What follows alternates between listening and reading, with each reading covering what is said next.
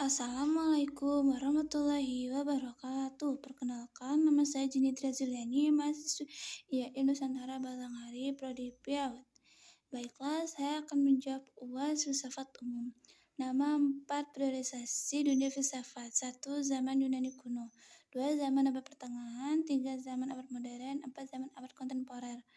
B. Awal dan akhir periode tersebut, yaitu zaman Yunani kuno dari abad 8 sampai 6 sebelum Masehi. Abad pertengahan dari 5 sampai 1400 Masehi. Abad modern dari 16 sampai 1500 kontemporer. Abad ke-19. Ciri khas objek kajian filsafat dari 4 periode.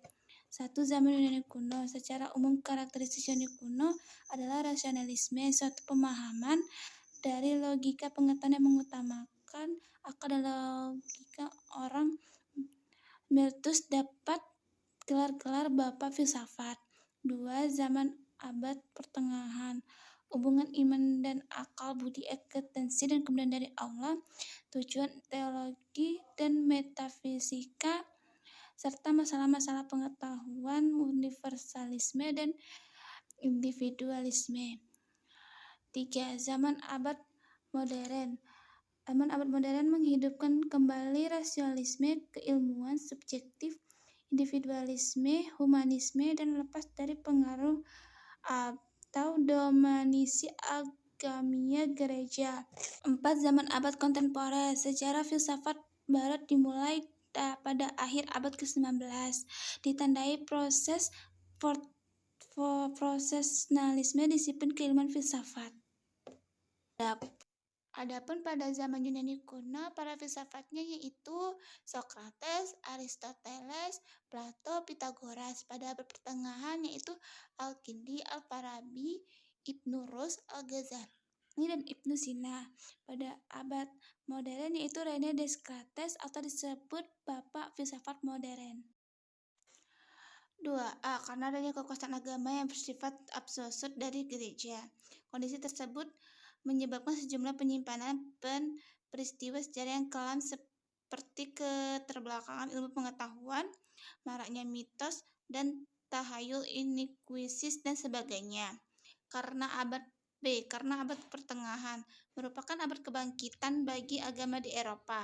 Pada masa agama ini berkembang dan mempengaruhi hampir seluruh kegiatan manusia yang termasuk pemerintahan. Keadaan ini merupakan wujud kekuasaan agama yaitu gereja Kristiani yang sangat berpengaruh pada filsafat.